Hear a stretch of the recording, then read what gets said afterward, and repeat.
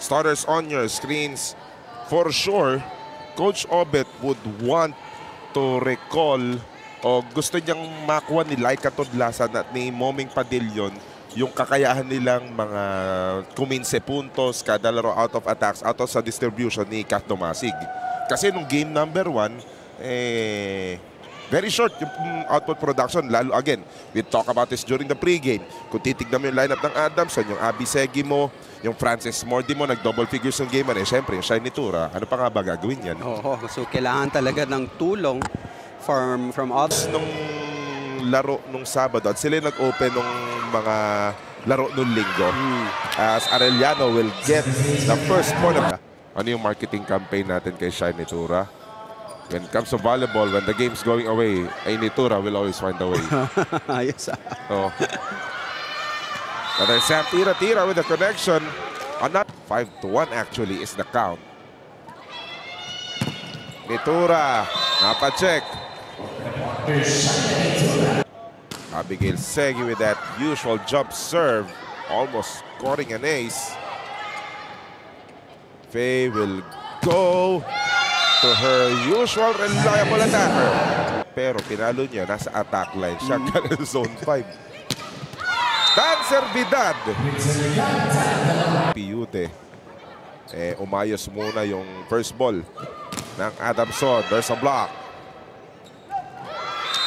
Nice wipe coming from Faye. Maganda, really take advantage of it. Ganda naman. Pero may bukas Nice reception by Hanem Ceballos. Block by Tudao. Naparaning bigla si Moming. Another block. Pangatlong serve ni Mordi. And it's an ace. Early on, makikita mo rin na ang Arellano, alam na nila yung gagawin ng Adamson dito. That's why such attack was foiled. And Tang Servidad choosing her target. Kat, silip muna sa depensa. Naangat ni Faye, naisalba ni Frances. Arellano, papalo ulit. Tang! Sam Tira. Para sa kaliwa yung service. Papunta siya sa kaliwa, pero service pumunta sa kanan. Crisanta Servidad!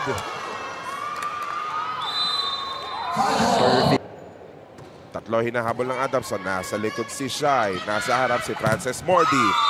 At pinatama sa kanya ni Tang Servidad. The expectation na ibibigay sa iyo yung laro, nandun talaga. Pero syempre, in sports, as Kim Rocha score, hindi na hilamin, lalo mag-iinit ang ulo ni Coach Obet niyan. At talaga, ang naging issue after that Arellano timeout of all the moment in the world. Kung kailan nag-timeout ang Arellano, doon na walang first ball nila. Frances Mordi got the point. Service specialist, Maui Magaling. Frances Mordi no good. 1-2, Kat Dumasig. Nahuli. Juris Manuel in over. Punta sa outside. Momeng! Jump serve ulit. Nagkaroon ng issue ng bahagya ang Arellano dito kanina. Not that time. Nahigop ni third yung atake. Hindi na niya hayaan padikitin ito. He already mapped out the winning point that could give Arellano an advantage. Kaya lang di maayos yung first ball. Nakapump si Shai with checked by Sam Tira. Masyadong Plina ng Arellano sa depensa, lalo sa net. They got that in game number 1. Pinag-usapan natin yun ng pregame. And they just maintained it in the first set of game number 2. And then, hindi talaga continuous ang atake na itong Arellano. Coming from the open, coming from the opposite.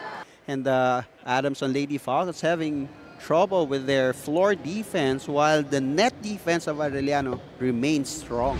Arellano ahead. Adamson needs to recover. 25-22, set number 2 when we return. In double figures, matatapos ang double figures itong si Crisanta Servidad. Ang issue lang, nag-ace na naman ang umpisa ng Adamson. Adamson naman. Si Faye may isa din. Yung nagsap na si Hart Villaflores, may isa din. And something Adamson needs to pay attention as Sam Tira-Tira rejected another Adamson attack. Man lang ng konti. Oo. And those minor discrepancies in positioning will give a lot of difference. The scoring. Nako, layo ni Kay. Maganda mag one-on-one ito, no? Kung ano man yung mag-iitsura ng one-on-one sa volleyball, it's gonna be a great showdown. Kasi sa basketball, alam natin yung mangyayari pag one-on-one eh. Pero ito, kailangan yung support group. Kung sino. Kwento natin somehow. Diba? Nasa sobrang bilis lang din, nahagip lang ng camera, hindi natututukan eh. Kaya kagandain talaga, kagandahan pag nanonood ka ng live dito. Shiny Tura scoring from the back row. Yung Frances Mordi mo, may 6 attacks na. Which is the similar story in game number 1 as Faye Mangubats was on that running. Earlier in game number 1, it was the outside hitters who were so busy for Adamson. Frances Mordi mo, 17 points. Shiny Tura, 25. Nagiging ganun pa rin tema ngayon. Yan din ang importansya na kahit nasa reserve area ka, lalo na kung libero ka, as Abby Segi scores. Kailangan alerto si MG Del Moral, pasok si Eloy Dote. Kanino si net ni Pei yun?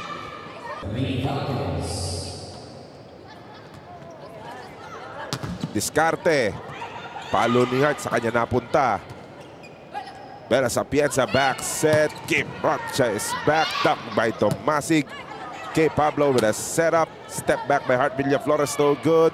Sapienza to Nitura. By the way, Coach Obet deployed another middle blocker by Arellano. Naku, nalunod si Tang. Pero saves us the time, no? Para mag-review. Regalo. Parang yung Arellano, okay na. Nanalo tayong first set, eh, no? On the other side, Adamson encouraging each other na, hey, balik tayo sa laro. Oo. Ito yung dapat nilaro na set number 1. Again, those sour starts will really cost you dearly. Oo, the adjustments sa mga atake ni Shiny Tura. There were some placing at times and getting that score for Adamson. The way the Lady Falcons move in that set number 2, it did not show in set number 1, to say the least. But like we mentioned earlier, mukhang nagising na ang Adamson dito. Pagdating ng set 3, sigurado ang Arellano naman ang susubukan magising. Tabla tayo, 1 set apiece. Lead, they change setters to start. It's Bella Sapienza starting off for Coach JP Yude. Set number 3 na tayo. Jay De La Cruz together with Coach Ed Starcy. Frances Mordi got rejected to begin third set. Wala din yan. No second set para sa Arellano. Oh, may check. Looks like there was a check. Yup. Adamson got one. Servidad on the other side. Wait for defensive. Bella Sapienza. Hindi ako tumalo. Oo, di ba? Oo. Facial expression niya. Basta kailangan mababasa, Ned. Hindi ka tatawagan ng illegal attack. Okay, and Mordi, Jay. Ano ba? Diba? Risk action na lang ngayon ginagawa. Dapat na-depensahan na natin yun. Yun nga, hindi pa bumabuelo itong Adamson na to. As Tang Servidad scores again. That second set is to neutralize the scoring of Crisanta Servidad. Errant reception. Still managed to get a hit. Servidad. Oh! Nice pancake by Juris Manuel. Gumapang na para makakuha yung bola. Play goes on. Everyone crashing to get that ball. Pero naiwanan yung pang-over sana puntos ng Arellano. Yung competitiveness ng laban. Sarap panoorin yan. Block point. It's gonna go. Back set, Servidad. Had to adjust that approach. Lakas pa rin pero hindi nga lang ako yung palo. Laika Todlasan.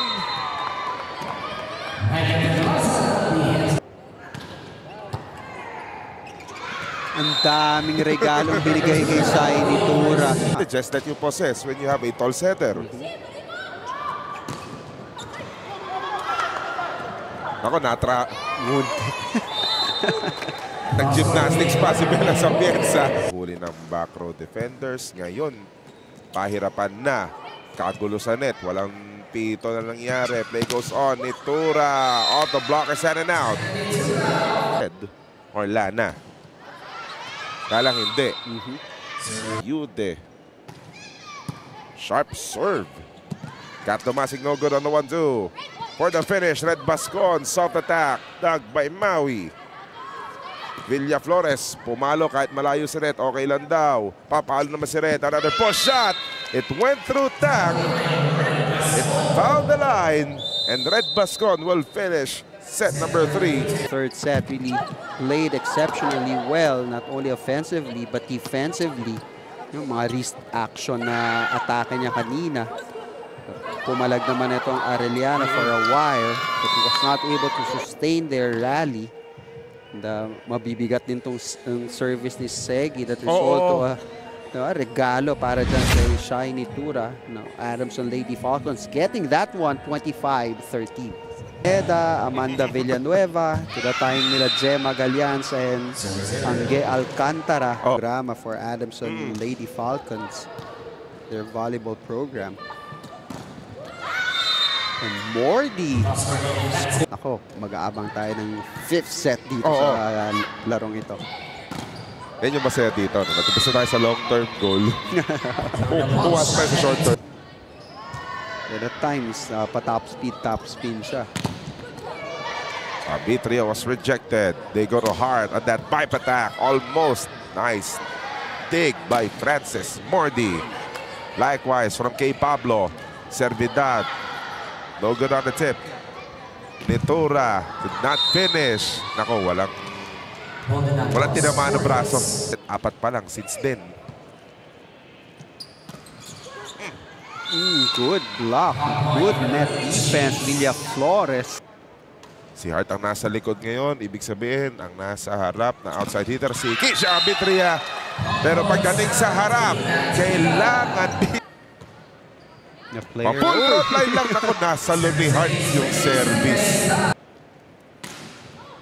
Time at 15, who will send us to our final technical timeout. It's Shai Nitura. Naman yung masasabi nating buhay. In a rush yung mga movements nila. And guess what? They're just hanging around. Adamson kasi nanggulo din doon si Sam Tira-Tira. What an effort there to save that ball. And Mordi ang kanyang attacker sa harap. Nice serve by Laksina. Shai Nitura. Maramdam mo na medyo Finals Hall. Vitria Dug. Shai Nitura 1-2. hindi na pala. Towards the finals. Vitria, cross court wala. Panapos. Shai na Nitura is blocked. The play goes on. Sapienza setting it over. Servidad blocked by Nitura. Kay Pablo Kerbel alive. Running, Eloy got it! The floor defense was not there fast enough to try to defend on that running attack by the Lady Falcons. The Lady Falcons getting this match. Fourth. Exactly. Oh, magandang respond nila from that call from their coach. And set number 1, maganda nilaro. Set number 4, maganda rin. But they were not able to get that one. Credit to the attackers of Adamson getting this match 35-20. Perhaps something they can back on pagdating nila sa laban ng Battle for Third. Pero, mas importanteng storya, Adamson Finals.